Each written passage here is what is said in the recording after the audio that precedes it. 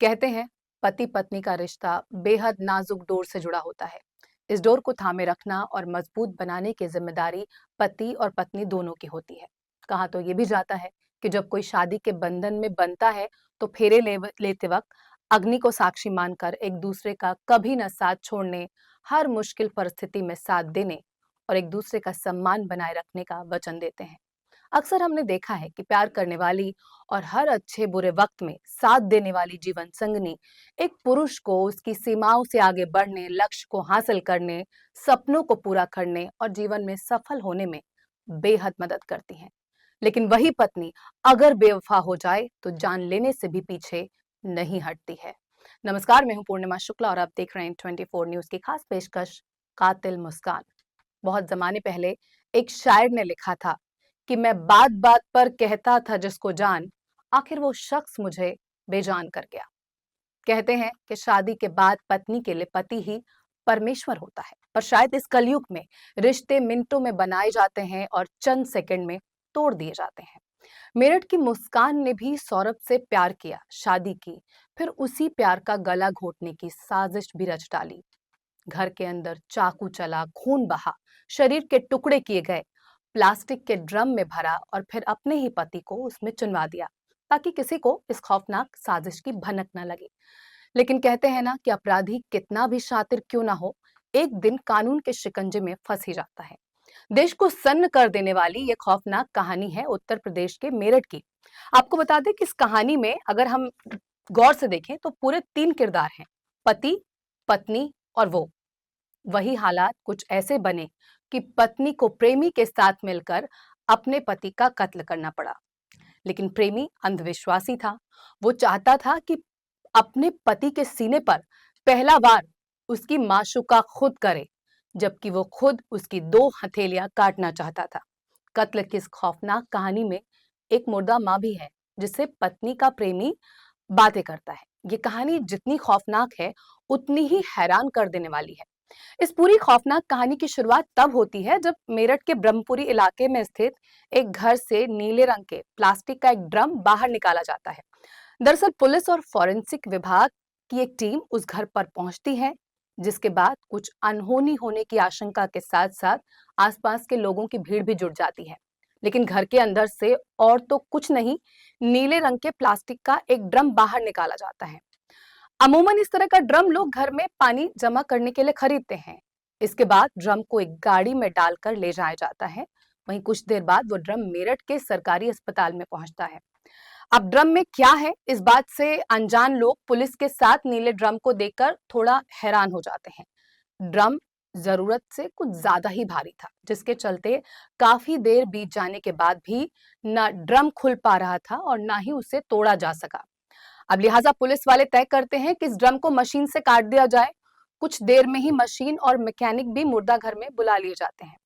अब भारी ड्रम को काटने की थी तो बड़ी मशक्कत के बाद आखिरकार ड्रम को काटने में कामयाबी मिल जाती है। दरअसल ड्रम के अंदर सीमेंट का घोल भर दिया गया था, जिसकी वजह से वो जमकर पत्थर की तरह सख्त हो चुका था। वही ड्रम काटने के बाद उसके अंदर जमे हुए सीमेंट के टुकड़े को भी मशीन से काटने का काम शुरू हो जाता है। थोड़ी देर बाद सारे टुकड़े अलग अलग हो जाते हैं और फिर ड्रम में टुकड़ों में बंद होने के पूरे 14 दिन बाद उन्हीं टुकड़ों में से 3 टुकड़ों में बिखरा सौरभ कुमार बाहर निकाल आता है। बीते कुछ महीनों या सालों की बात करें तो फ्रिज, कुकर और बैग में कई लाशें मिली हैं, लेकिन ये सबसे ताजी लाश है जो एक ड्रम से उगली गई है, निकली गई है। लेकिन कहानी इतनी हैरान करने वाली है कि आपका दिमाग घूम जाएगा। ये कहानी एक ऐसे पत्नी की है जिसने घर वालों की मर्जी के खिलाफ लव मैरिज किया, लेकिन लव मैरिज के 3 साल बाद उसे फिर से लव हुआ और उसने अपने पहले प्यार और पति के सीने में अपने ही हाथों से पहला खंजर उतारा। फिर दूसरे प्यार यानी दूसरे प्रेमी के साथ मिलकर लाश के 3 टुकड़े किए। इस दौरान सर धड़ से अलग किया गया, दोनों हाथों की हथेली काटी और फिर आधी लाश बैग में डालकर बेड के नीचे रख दिया। वारदात को अंजाम देने के बाद प्रेमी अपने घर चला गया, लेकिन जाते जाते वो सर और दोनों हथेलियां एक दूसरे बैग में रखकर अपने साथ अपने घर ले गया। वहीं प्रेमी के जाने के बाद इधर प्रेमिका को अब बैग में रखी लाश से डर लगने लगा। नींद नहीं आ रही थी, जिसके चलते वो भी तड़के करीब, आपको बता दें वक्त करीब 3 बजे के आसपास, लाश घर में छोड़कर अपने प्रेमी के साथ घर चली गई। जैसा कि हमने आपको बताया है कि पति, पत्नी और वो की इस कहानी में 3 किरदार हैं, जिसमें पहला 29 साल का सौरभ कुमार, 26 साल की मुस्कान रस्तोगी और तीसरा यानी पत्नी का प्रेमी 28 साल का साहिल शुक्ला।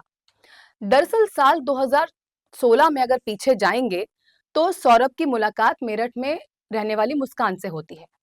मुलाकात दोस्ती में बदलती है, फिर दोस्ती प्यार में बदल जाती है। सौरभ ने मुस्कान को बताया था कि वो मर्चेंट नेवी में है और लंदन में पोस्टेड है। हालांकि सौरभ के घर वाले मुस्कान से उसकी शादी के लिए बिल्कुल तैयार नहीं थे, जिसके चलते सौरभ घर वालों की मर्जी के खिलाफ जाकर मुस्कान से शादी कर लेता है। वहीं शादी के बाद वो 6 महीने के लिए लंदन चला जाता है, लेकिन इसी बीच पता ये चलता है कि सौरभ मर्चेंट नेवी में काम करता ही नहीं है, बल्कि लंदन की किसी बेकरी में काम करता है और उसकी माली हालत भी उतनी अच्छी नहीं थी। वहीं गुजरते वक्त के साथ सौरभ और मुस्कान को एक बेटी हो जाती है। वही बेटी होने के बाद अब सौरभ के घर वाले भी उसके करीब आने लगते हैं। तभी कहानी में एक नया ट्विस्ट आ जाता है। दरअसल सौरभ ज्यादातर लंदन में रहता था और मुस्कान अकेली अपनी बेटी के साथ किराए के मकान पे। इस दौरान मुस्कान की मुलाकात उसी मोहल्ले में रहने वाले साहिल शुक्ला से होती है। देखते ही देखते दोनों बेहद करीब आ जाते हैं, जिसके बाद साहिल अक्सर मुस्कान के घर में आने जाने लगता है। यहाँ तक कि दोनों के घर में शराब पी जाती है एक साथ मिलकर। लेकिन इत्तेफाक से मकान मालिक उन दोनों के रिश्तों की जो सच्चाई है वो भांप जाता है। वहीं 2 साल बाद साल 2021 में जब सौरभ लंदन से मेरठ आता है, तब मकान मालिक उसे मुस्कान और साहिल की सच्चाई बता देता है। इस बीच दोनों के कुछ चैट पर भी सौरभ की नजर पड़ जाती है। फिर सौरभ और मुस्कान में जोरदार झगड़ा होता है और बात तलाक तक पहुंच जाती है। सौरभ मुस्कान को अब तलाक देना चाहता था। इन्हीं झगड़ों के बीच करीब साल 2023 बताया जा रहा है, जब सौरभ फिर से लंदन वापस चला जाता है, जिसके बाद एक बार फिर से मुस्कान और साहिल आजाद थे। फिर पूरे 2 साल बाद फरवरी 2025 में ये आजादी खत्म होने वाली थी, क्योंकि सौरभ 24 फरवरी को लंदन से 2 साल बाद मेरठ अपने घर लौट रहा था। दरअसल 25 फरवरी को मुस्कान का बर्थडे था। वो उसका बर्थडे मनाने के लिए वापस इंडिया आ रहा था, लेकिन इधर मुस्कान कुछ और ही प्लान करके बैठी थी। उसका इरादा ठीक बर्थडे वाले दिन यानी 25 फरवरी को ही सौरभ को मार डालने का था। लेकिन ऐसा हो ना सका और 25 फरवरी वाली प्लानिंग फेल हो जाती है, जिसके चलते सौरभ बच जाता है।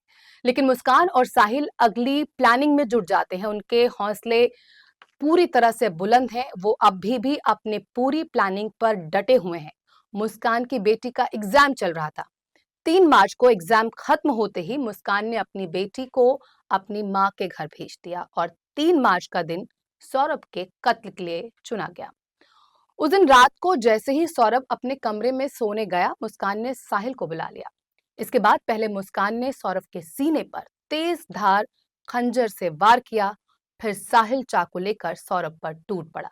सौरभ पूरी ताकत से लड़ने की कोशिश कर रहा था, लेकिन वो हार गया। मुस्कान उसकी मौत का तमाशा देखती रही और कुछ ही मिनटों में सौरभ की सांसें थम गईं। कत्ल के बाद अब लाश ठिकाने लगाने की बारी थी, तो उसकी प्लानिंग भी पहले से ही हो चुकी थी। इसके बाद साहिल और मुस्कान ने मिलकर एक प्लास्टिक का बड़ा ड्रम खरीदा। फिर उसके बाद इन दोनों ने बाथरूम में सौरभ की लाश के टुकड़े किए और उस बड़े ड्रम में भर दिए। फिर उस ड्रम को सीमेंट का घोल डालकर भर दिया गया, यानी वो ड्रम सौरभ की ठोस कब्र बन चुका था। इसके बाद वो दोनों साहिल के घर जाकर आराम से सो गए। फिर 4 मार्च की सुबह हुई। लाश वाला ड्रम कमरे में रखकर अब मुस्कान साहिल के साथ हिमाचल की वादियों में घूमने जा रही थी। 4 मार्च की शाम को ही दोनों एक कैब बुक करते हैं और शिमला, मनाली और कसौल घूमने निकल जाते हैं।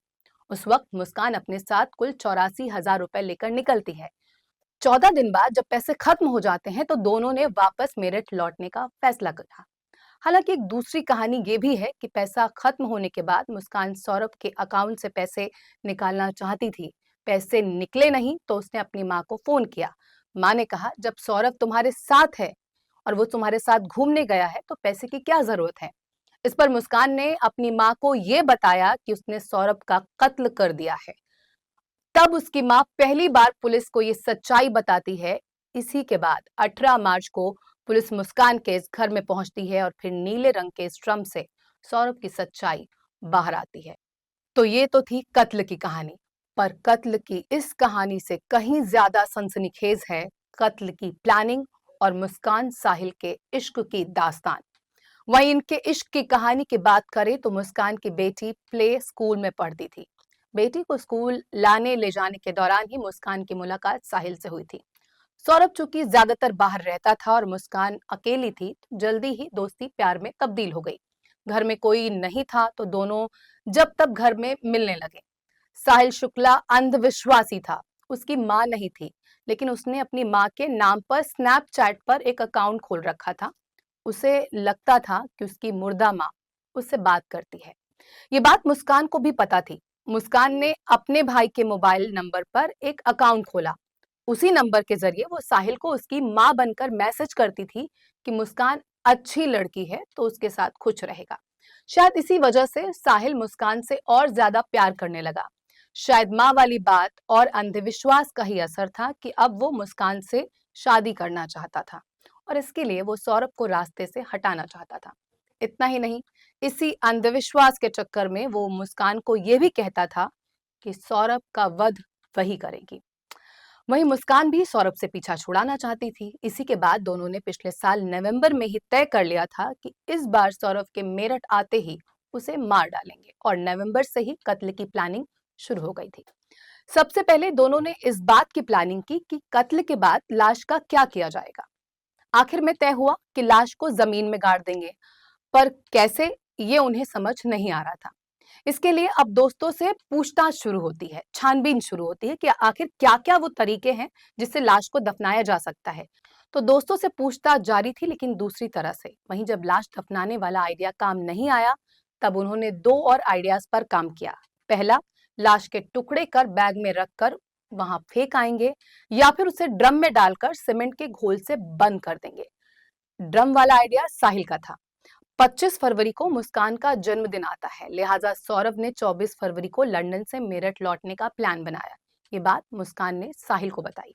इसी के बाद तय हुआ कि ठीक बर्थडे वाले दिन ही सौरभ का कत्ल होगा। प्लानिंग ये थी कि शराब में बेहोशी की दवा मिलाकर उसे पिला देंगे, फिर मार डालेंगे। पर उस रात सौरभ ने शराब पी ही नहीं। अब 25 फरवरी वाला आइडिया नहीं चलने की वजह से पहली कोशिश तो यहाँ पर नाकाम हो गई। तो अब मौत की दूसरी तारीख 3 मार्च की तय की गई, क्योंकि उस दिन मुस्कान और सौरभ की बेटी का एग्जाम खत्म होना था और फिर बेटी को मुस्कान को अपनी मां के घर भेजना था। प्लान के तहत मुस्कान पहले से ही दुकान से 800 रुपए के 2 चाकू खरीद कर लाई थी। दुकानदार को शक न हो इसलिए कहा कि मुर्गा काटने के लिए चाकू चाहिए।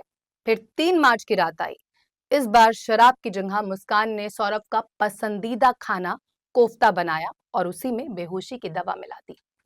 जब सौरभ बेहोश हो गया, तब देर रात मुस्कान ने साहिल को घर पर बुलाया। फिर सौरभ के सीने पर पहली बार मुस्कान नहीं किया, क्योंकि साहिल अंधविश्वासी था और चाहता था कि सौरभ का वध मुस्कान करे। ये साहिल का अंधविश्वास ही था कि उसने कत्ल के बाद सौरभ की दोनों हथेलियां काटी और फिर उसका सिर और हथेलियां अपने साथ बैग में लेकर घर चला गया। दोनों ने ये भी पहले से तय किया था कि कत्ल के बाद वो शिमला चले जाएंगे और सबको यही लगेगा कि मुस्कान और सौरभ साथ घूमने गए हैं। कत्ल के बाद सौरभ का फोन भी मुस्कान के पास था। वो सौरभ के फोन से उसके भाई बहन को मैसेज करती रही या मैसेज का रिप्लाई देती रही, ताकि ये साबित हो सके कि सौरभ साथ में घूमने गया हुआ है, वो मिसिंग नहीं है। बहरहाल मुस्कान सौरभ का कत्ल तो करना चाहती थी, पर वो साहिल से शादी नहीं करना चाहती थी और साहिल ये सब कुछ सिर्फ मुस्कान से शादी करने के लिए कर रहा था। कहा तो ये भी जा रहा है कि यदि मुस्कान पकड़ी नहीं जाती तो हो सकता था कि इस हत्याकांड की एक और कहानी लिखी जाती और जिसमें किरदार होता साहिल शुक्ला। हो सकता है कि मुस्कान अपना पीछा छुड़ाने के लिए साहिल को भी ठिकाने लगा देती। इन तमाम आशंकाओं के बीच अब कई राज खुलकर सामने आए हैं। दरअसल पहले चर्चा थी कि साहिल मुस्कान की जिंदगी में उसकी शादी के बाद आया। लव मैरिज के बाद भी किसी अजनबी से अफेयर हुआ और फिर प्रेमी के साथ मिलकर पति को मार डाला। लेकिन हकीकत कुछ और निकली। मुस्कान और साहिल का रिश्ता नया नहीं है। दोनों बचपन से एक दूसरे को जानते थे, साथ में खेले हैं, साथ में पढ़े हैं। ब्रह्मपुरी स्थित विवेकानंद स्कूल में दोनों 8वीं तक साथ पढ़ चुके हैं। फिर स्कूल बदल गए, रास्ते अलग हो गए और दोनों की जिंदगियां आगे बढ़ गईं। लेकिन सालों बाद सोशल मीडिया ने इन्हें फिर से मिला दिया। उनके स्कूल के पुराने दोस्तों ने एक व्हाट्सएप ग्रुप बनाया जिसमें मुस्कान और साहिल भी जुड़े। ग्रुप में बहुत सारी बातें हुई, जल्दी ही पर्सनल चैट में जो बदल गई। मुस्कान शादीशुदा थी लेकिन सौरभ लंदन जा चुका था। यहाँ मुस्कान अकेले रहती थी। इस बीच साहिल से उसकी बातें और मुलाकातें बढ़ती चली गईं। वो मेरठ के बाजारों में मिलने लगे, साथ घूमने लगे, फिर ये दोस्ती इश्क में बदल गई। धीरे धीरे साहिल मुस्कान की जिंदगी का हिस्सा बनता गया। इतना ही नहीं, उसका घर में आना जाना भी शुरू हो गया। मकान मालिक ने इस पर ऐतराज जताया। इसकी शिकायत मुस्कान के पति सौरभ से भी की गई। सौरभ ने भी मुस्कान से कहा कि वो साहिल से दूरी बनाए, लेकिन मुस्कान ने अपनी बातों से पति को मना लिया। अंदर ही अंदर उसका साहिल से रिश्ता गहराता गया। बताया जा रहा है कि साहिल की आर्थिक स्थिति भी अच्छी नहीं थी, इसलिए उसका खर्चा भी मुस्कान ही उठा रही थी। मुस्कान ने उसे कई बार नशे के लिए पैसे भी दिए। वो सौरभ के भेजे पैसों का इस्तेमाल साहिल पर कर रही थी। आपको बता दें कि 24 फरवरी 2025 को लंदन से जब वापस मेरठ सौरभ आया, प्लान के मुताबिक मुस्कान ने पहले सौरभ को बेहोश करने के लिए दवा खरीदी जो उसने खैर नगर के एक मेडिकल स्टोर से ली थी। इसके बाद उसने शारदा रोड से एक तेज धार वाला चाकू और उस्तरा खरीदा। 26 फरवरी की रात मुस्कान ने सौरभ को नशीली दवा देकर बेहोश कर दिया। जब सौरभ बेसुध पड़ा था तब साहिल ने चाकू और उस्तरे से उसका बेरहमी से कत्ल कर दिया। सौरभ के शौक को छुपाने के लिए पहले मुस्कान और साहिल ने प्लास्टिक के बैग का इस्तेमाल करने की योजना बनाई थी, लेकिन जब शव बैग में नहीं आया तो उन्होंने नया तरीका खोज निकाला। मुस्कान ने घंटा घर से एक बड़ा नीले रंग का प्लास्टिक का ड्रम खरीदा जिसमें शव को रखने की योजना थी। इसके अलावा शारदा रोड से सीमेंट और रेत भी खरीदी गई ताकि शव को पूरी तरह से छिपाया जा सके। इसके बाद दोनों ने शव के टुकड़े किए और ड्रम में भरकर ऊपर से सीमेंट का घोल डाल दिया। दोनों घूमने के लिए शिमला मसूरी चले गए। यहाँ मुस्कान के शातिराना पने को आप देखिए। उसने मोहल्ले वालों को भी पहले से ही बता रखा था कि सौरभ के साथ उसका घूमने जाने का प्लान है। शिमला जाने के बाद वहां से मुस्कान सौरभ की बहन को सौरभ बनकर उसके ही मोबाइल से मैसेज कर रही थी, जिससे उसके काले कारनामों से पर्दा ना उठ सके। वहीं जब मुस्कान के माता पिता को इस हत्याकांड की सच्चाई पता चली तो वो भी पूरी तरह से हैरान थे। उन्होंने साफ शब्दों में कहा कि उनकी बेटी ने जो गुनाह किया है वो गैर माफी है। वो अपनी बेटी का साथ नहीं देंगे। मुस्कान की मां ने कहा कि हमने जब सुना कि उसने ये सब किया है तो हमने साफ कह दिया कि हम उसका साथ नहीं देने वाले। सौरभ बहुत ही अच्छा लड़का था और हमारी बेटी से बहुत प्यार करता था। उसे न्याय मिलना ही चाहिए। मुस्कान के पिता ने भी दुख व्यक्त करते हुए कहा कि बेटी ने पहले झूठ बोला कि सौरभ का मर्डर उसकी बहन और जीजा ने किया है, लेकिन जब हमने सवाल किए तो वो फंसती चली गई। जब मैं उसे थाने ले जा रहा था तो उसने खुद ये कबूल किया है कि उसने साहिल के साथ मिलकर सौरभ की हत्या कर दी। उन्होंने कहा कि मेरी बेटी ने जो किया है वो अक्षम्य है। उसने जीने का हक खो दिया है। मैं चाहता हूं कि उसे फांसी हो ताकि आगे कोई भी ऐसा करने से पहले 100 बार सोचे। वहीं साहिल के घर की दीवारें साधारण नहीं है। अगर आप घर की तस्वीरें देखेंगे तो ये साफ जाहिर होता है कि ये सनकी तंत्र मंत्र में डूबे खतरनाक इंसान के मनोवैज्ञानिक दशा को दर्शाती है। पुलिस जब इस मकान में दाखिल हुई तो उन्हें वहां ऐसी दीवारें दिखी जो किसी अंधेरे रहस्य को समेटे हुए थी।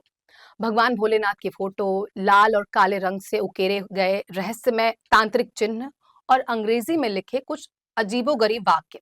ऐसा लग रहा था जैसे ये कमरा किसी साधारण व्यक्ति का नहीं बल्कि किसी खतरनाक सिद्धि साधक या मनोविक्षिप्त हत्यारे का हो। पुलिस को लग रहा है कि साहिल सिर्फ हत्या तक सीमित नहीं है। सिर्फ इस हत्या तक साहिल का हाथ जुड़ा नहीं हो सकता, बल्कि वो अंधविश्वास और काले जादू का भी अंधभक्त है।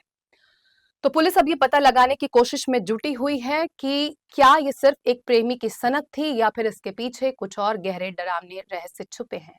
बात चाहे जो भी हो, लेकिन मोहब्बत और फरेब और रिश्तों की कत्ल की इस खौफनाक वारदात ने पूरे देश को सन्न कर दिया है। हर कोई हैरान है कि आखिर कोई पत्नी इतनी बेरहम कैसे हो सकती है। बहरहाल देखना यह होगा कि आखिर सौरभ को कानून से इंसाफ कब मिलता है और कब उसकी हत्या की साजिश करने वाले साहिल और मुस्कान अपने अंजाम तक पहुंच पाते हैं। तो फिलहाल इस पेशकश में बस इतना ही। देश दुनिया की ताजा तरीन खबरों को देखने के लिए आप बने रहिए N24 न्यूज के साथ। मुझे दीजिए इजाजत। नमस्कार।